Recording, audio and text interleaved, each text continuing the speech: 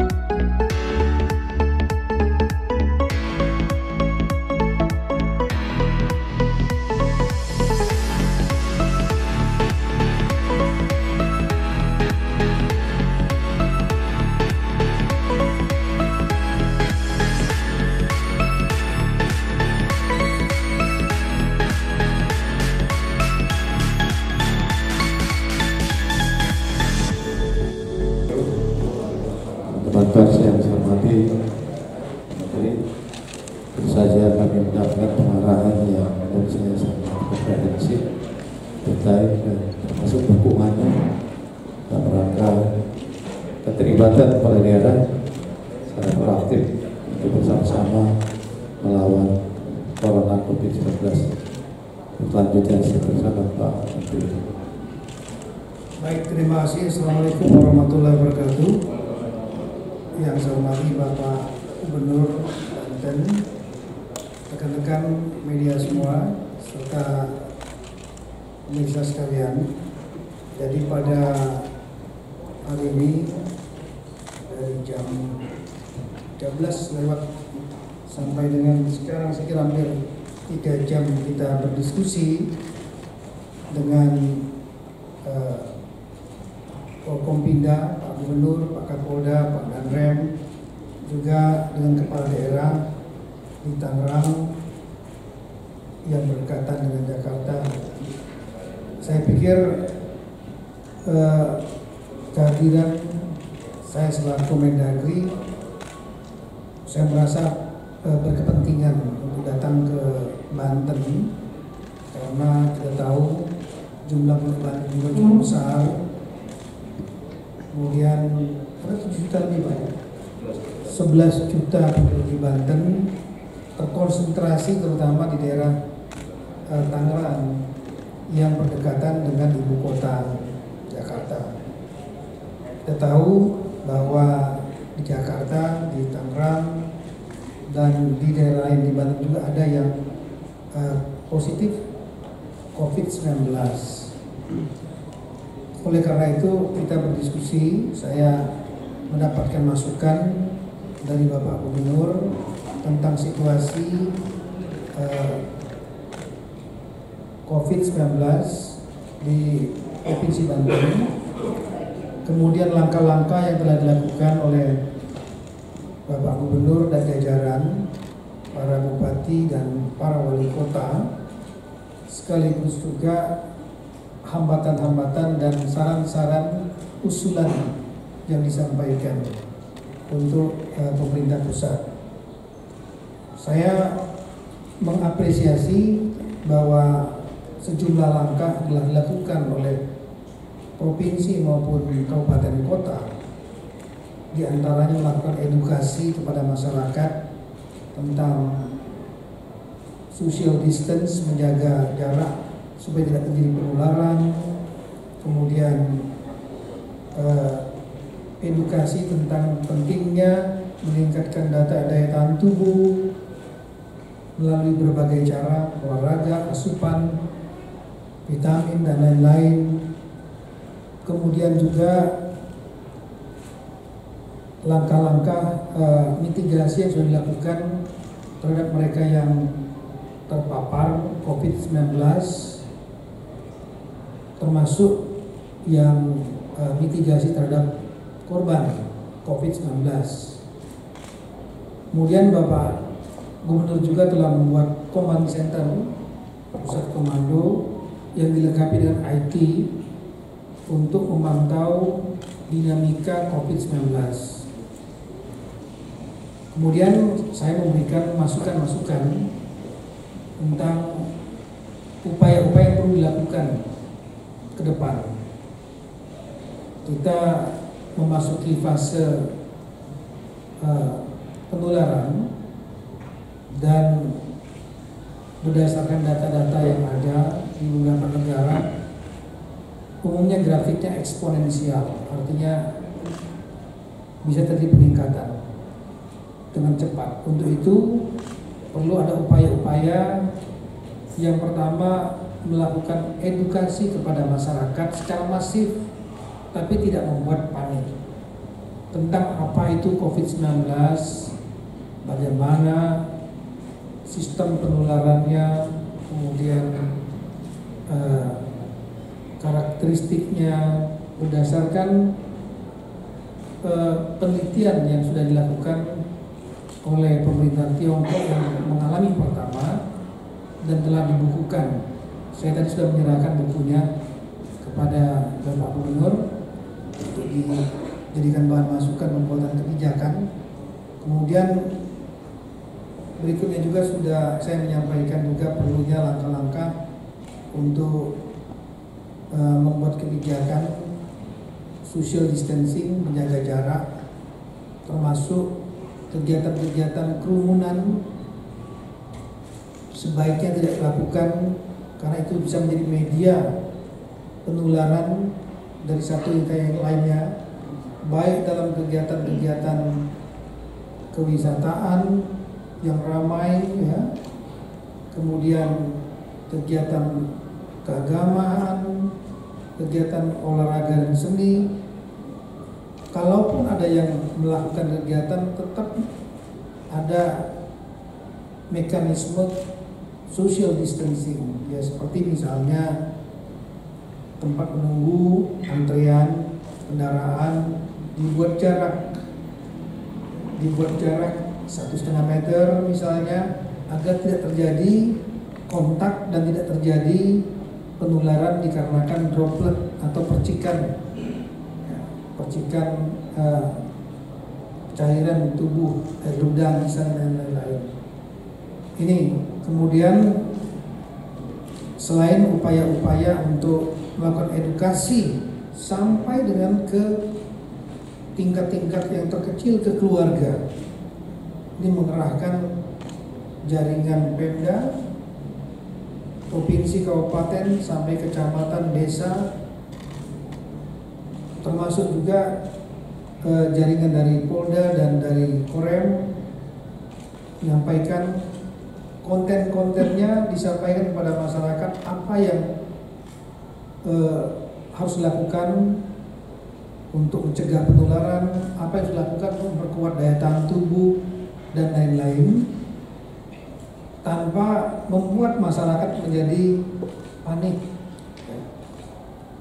Kemudian yang berikutnya lagi adalah upaya untuk mitigasi,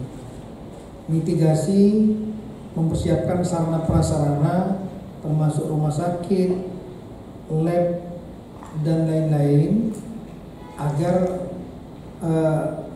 masyarakat dapat melaksanakan pemeriksaan dan kemudian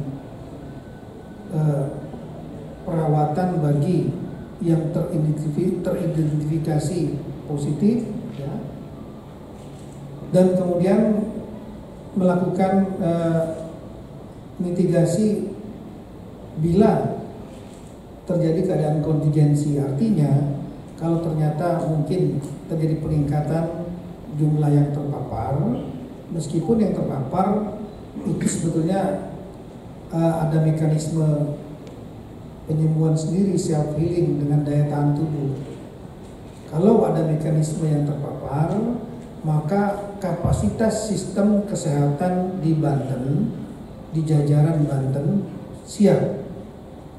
Jangan sampai nanti kapasitasnya di bawah dari jumlah mereka yang terpapar.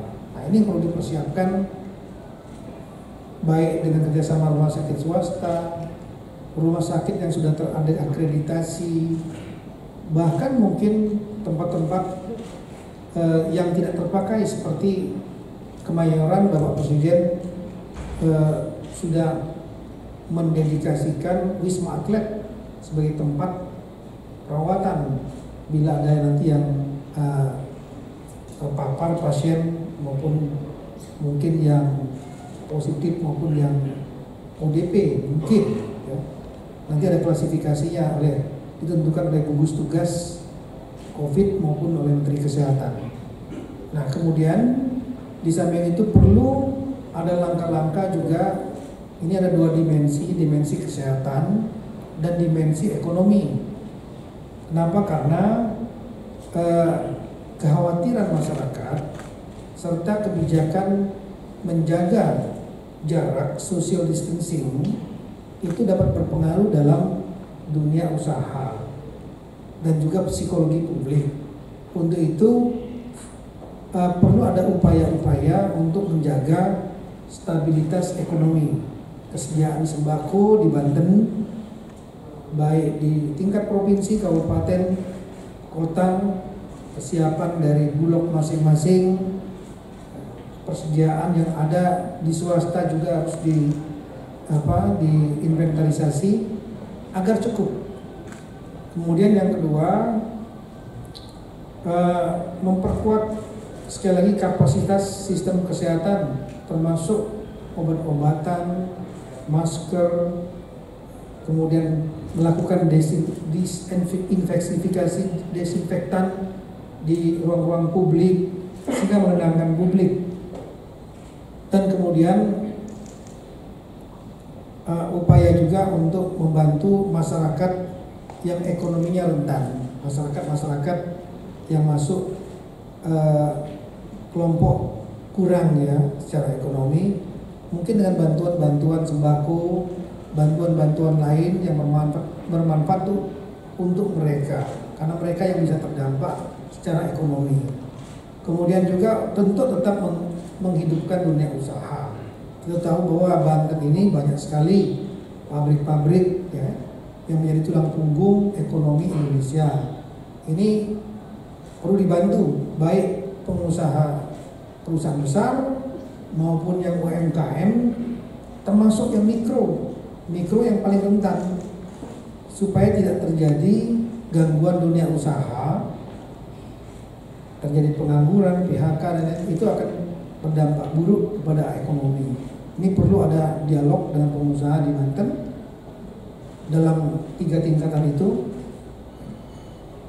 termasuk UMKM dan mikro, sehingga mereka masih tetap bisa beraktivitas usahanya, sehingga tetap bisa berjalan. Nah, ini perlu ada upaya untuk bertemu dan berkumpul dengan mereka, ya, berkumpul tidak tetap dengan kebijakan social distance ya, sehingga mereka bisa dibantu. Ini kira-kira hal-hal yang kami diskusikan tadi, dan kemudian ada beberapa poin diantaranya menyampaikan tentang masalah penganggaran. Ini saya selaku Mendagri dan Ibu Menteri Keuangan sudah mengeluarkan 2 aturan untuk memperbolehkan realokasi anggaran oleh kepala daerah, terutama dalam rangka 1, peningkatan kapasitas menghadapi isu COVID, termasuk edukasi kepada masyarakat dan kampanye, sosialisasi, kemudian pengadaan alat-alat yang diperlukan untuk kesehatan dan mitigasi, kemudian juga sekali lagi memberikan bantuan kepada rakyat yang ekonominya lemah, serta bantuan dunia usaha.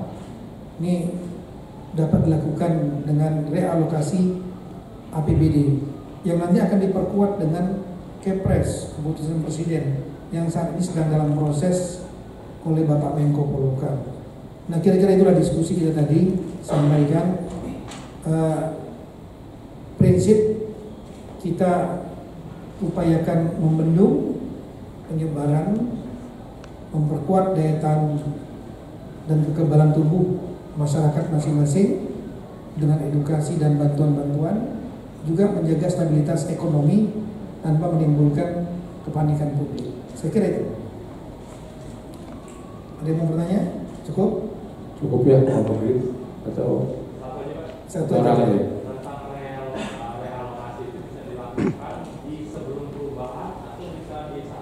Saat ini setelah keluar ke peraturan Mendagri dan peraturan Menteri Keuangan bisa dilakukan, dan itu dalam peraturan tersebut tidak perlu untuk dirapatkan di DPRD, tapi cukup diberitahukan ke DPRD. Tapi Bapak Menko Polhukam sudah mengupayakan untuk keluar kepres yang lebih lengkap, lebih komprehensif, dan menjadi payung hukum yang lebih kuat. Saya kira itu. Saya kira yang penting kita upayakan juga hindari kerumunan-kerumunan yang yang dapat membuat menjadi media penularan.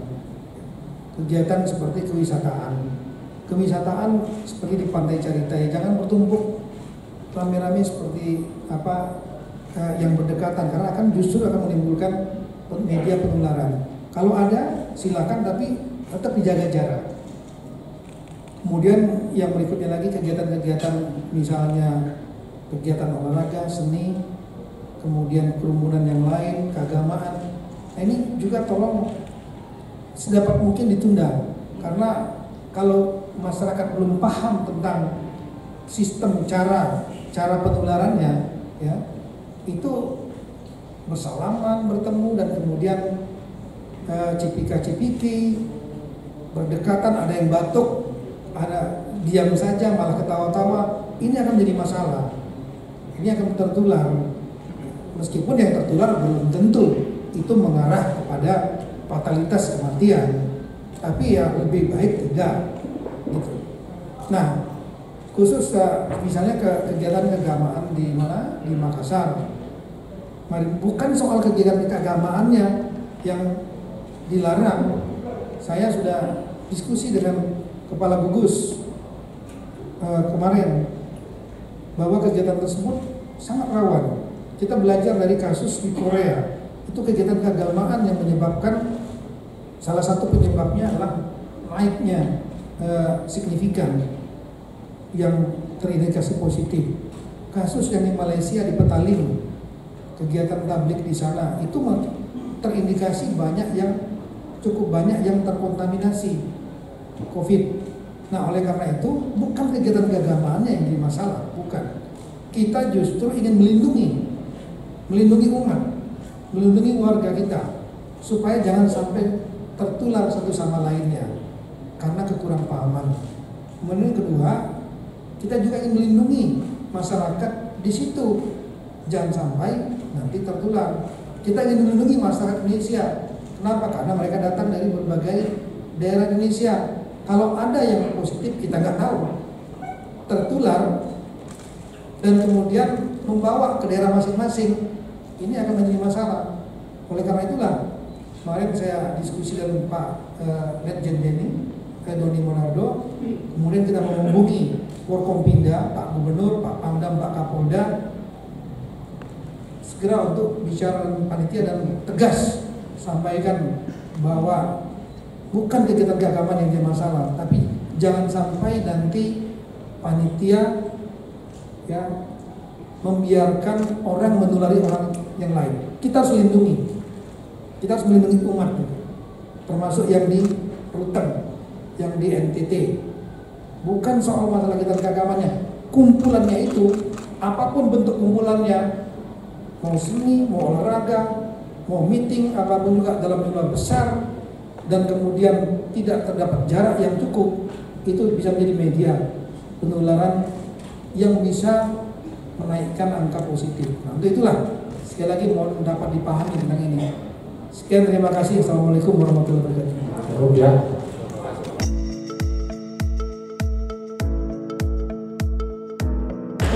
bisa dibuka. Ya.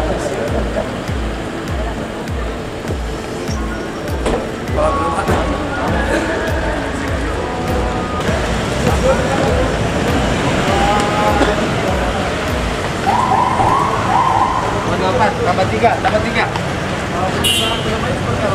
Ya, kita tadi sudah sepakati akan ada rapid test, ada penambahan rujukan rumah sakit. Pak, relokasi anggarannya sudah sudah. Berapa aja Pak yang kita mau tambah ruang isolasi, kita mau tambah rumah sakit. Banten kita mau drill jadi layanan masuk rumah sakit umum kabupaten, rumah sakit Siloam.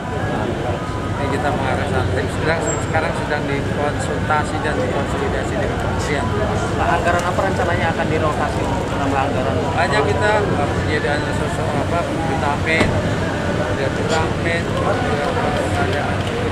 alat pelindung, juga buat ventilator, kan banyak sekali nanti dengan dinas tadi.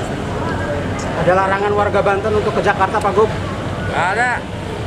Orang Jakarta orang Lebak lihat jasa. Jakarta udah mau merah, Pak Gub. Wah iya. Jakarta ada pulang dari Jakarta, Pak Gub. Kita mau hibur aja, kamu kasih tahu tuh saudara. Ya. Cukup. Besok nanti saya sampaikan. Terima kasih.